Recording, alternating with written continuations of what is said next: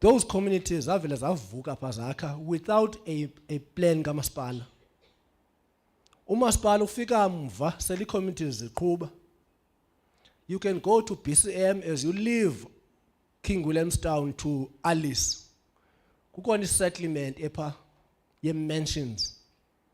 And that planning ngayo kamasipala. Yayingamasimi lawo and people just built properties zabo there. Yintoni nobangela walonto? The reason it's because of Spluma, madam, you know. That uSpluma ka function and ayongxaki yaseKSD into kaSpluma. Zathi inkosi ku government asifuni lento. Because the intention of introducing Spluma was to do a planning from wall to wall. But inkosi ziyaqhubha ngaba zicanda amanxiwa nozibonda. Umasipala uyaplana ngaba. By the time we get phaya sifika phaya inkosi ayidemarcate sites abantu sebesakha. That settlement was completely unplanned. So kulento land invasion, those are some of the challenges that we're experiencing as a functionality kaSpluma, which is an ongoing challenge.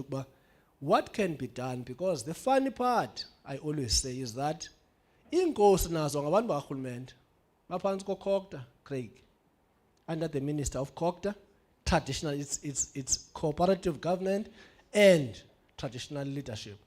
But there's no cooperation with municipalities.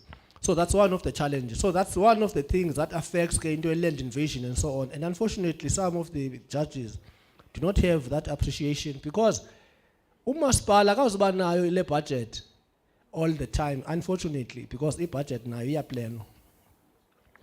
Then on the issue of the skills revolution, I think correct, we have got to do that one, and all the comments that the Chief Whip was making around ensuring that the commissions must come up with solutions and answers to these particular issues.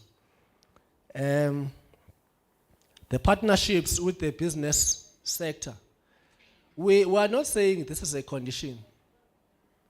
I think leadership, you are misinterpreting what I was saying. We're saying it would be advantageous. I'll give you a practical example. A practical example of a value chain area around business, but we have a fragmentation. It takes the taxi business is one sector, only one controlled by black people. But on takes abako united. Consequently, I know ukombe ne garage one garage apo beta koni petrol daily. Kutwa yabo. Awulazi ukhombe ne business eyi1 apho bathenga amatayara ekuthiwa yeyabo because bayawasebenzisa amatayara. I-taxis nyathela i-breaks every day. So ukhombe ne spares esi1 esithengisa i-spares abasisebenzisayo. A simple question that arises is why these people can't put together money basave annually benze 20 million and say want to have our own garage, want to have our own spares, want to have our tontun, bathenge kubo in their own businesses. They can even have their own bank. They are the largest sector that is owned by black people in the country. But they buy petrol from Total, from Shell, from Sasol and all of these others. I think good garages that country, the only one and a bit South African was Sasol. The rest of the garages, they're either Swedish or British. BP, British Petroleum. Was a Sweden, if I'm not mistaken, and so on and so on. And the model I saw when I went to Korea, not at Sotolup, not a single Shell we saw there at Korea. There is no Shell, there is no Total, there is no BP in Korea, in South Korea, where we were there. They have their own locally owned garages. Lento le app ono takes by download Bolt. They don't have Bolt there. They have got ukakao wabo. Kuthiwa yafika nje lanto ka Bolt, but no. We'll create our own app. That's locally owned in Korea. There's no Bolt, there's no Uber in Korea. Because they have got to a stage where they say we must promote our own businesses. Imoto e Korea, udibane neHyundai, udibane neKia, udibane nentono, uyawufana uyibone ithi check kudala iToyota neBenz neVolkswagen nentontoni, they drive their own cars because they have appreciated the importance of investing on their own products. So I think that conversation is a conversation that we need to undertake. So we're saying leadership of business. If you could be united, it would be best. But a city to consult you, that is a precondition. No, uba udalisizo on the shore. If business chambers zonke uyazibiza baya engage nazo on an ongoing basis, because we do consult, we do engage with them, we do ensure that they are on board in terms of everything that we are doing. But unity is strength. That principle will always say that unity is strength, but we're not necessarily saying it's a precondition. I think the rest of the other issues, let me just comment briefly on the issue of the land commissioner. Ote AKSD, they want development. It's true, this is what they say all the time, land commissioner. But in brief, the reason why there's a court case is because despite the agreements which have been entered into with the land claimants and the land commissioner, xa kwenziwa development bayayi-interdict. It has happened many times. Kuba khona disagreement. Baba ne-committees, ba-fragmented themselves. Bane-committees ezininzi ezahlukahlukeneyo. Today udishana nale committee ngenye iveki udishana nabanye ngenye iveki udishana nabanye. Now if you had an agreement with them this month, 6 months down the line, committee land claimants, and they're talking another language. That has happened for years after KSD. So the issue there is basically to deal with the issue of the validity of the claim, but not to engage with them. The doors are not closed in terms of engagement with them. I think I agree with the comments from Honorable Garner around the importance of dealing deeper with all of the other issues, and all the other comments which were seeking to enrich the discussion, saying that some of these issues must go to the commissions, including as issues around procurement, which must be biased to local people. We fully agree with all of those things, and in fact, on that one, policy as a KSD has been amended, has been reviewed, it has been tabled to counselling in a clear areas. Apo iti classic bids, those bids must contain those particular issues that indicate we will be biased towards local businesses, young people, women, etc. So all of those things, the corner procurement policy kamasipala. I think most were comments, Mr. Facilitator. I will not respond to all the comments. I think of paramount importance is to say that these issues must be further dealt with, discussed, engaged, dissected at the level of the commissions to enrich the discussion and come up with a very clear strategy going forward. Thank you very much. Thank you very much. Can we please give the MM a round of applause?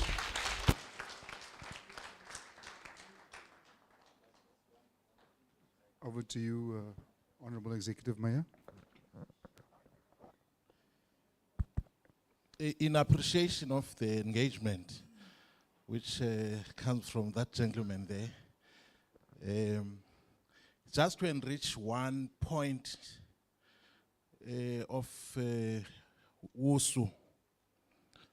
How I wish WUSU was, they are here. Can I get indication of WUSU, presence of WUSU?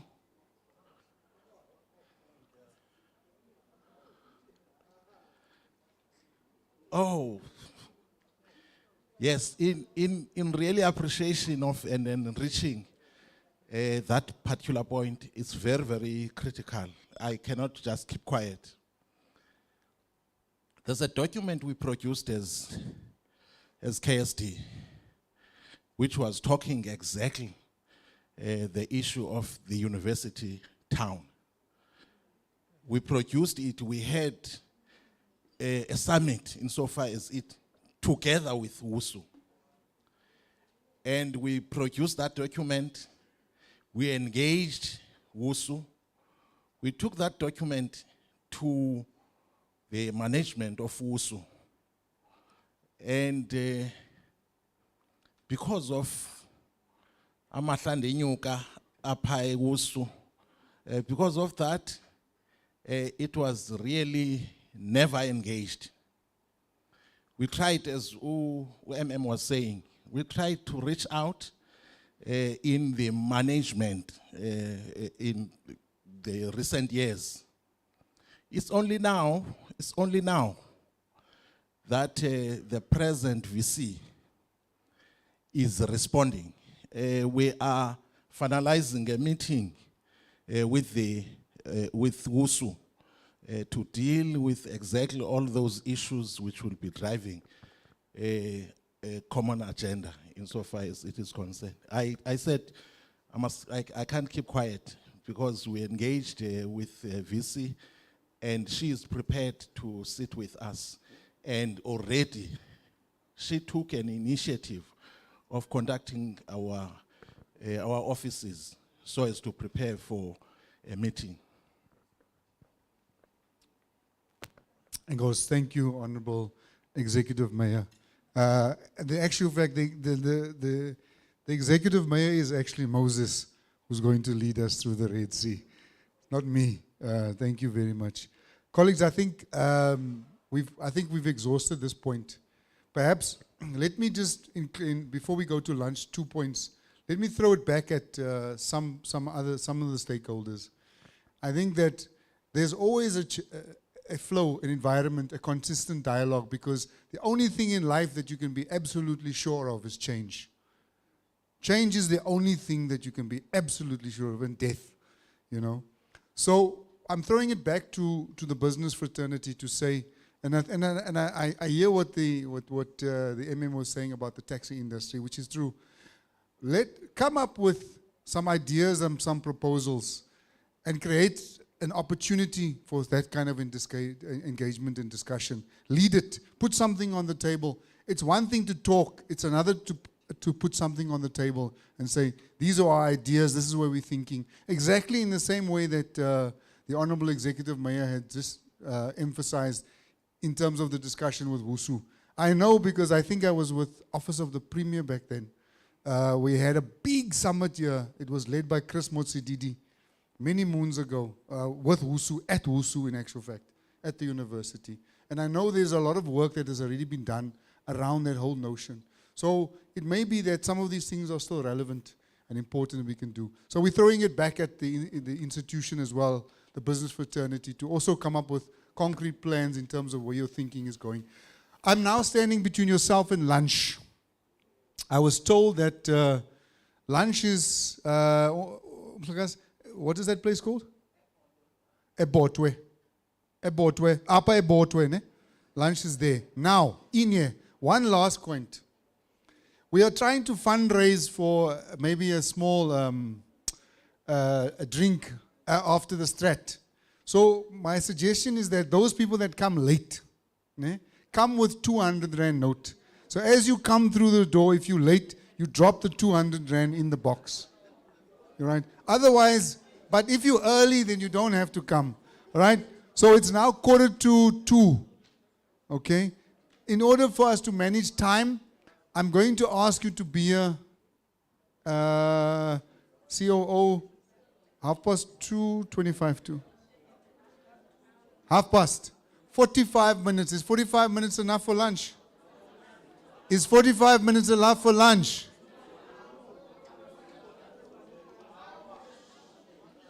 An hour. Okay.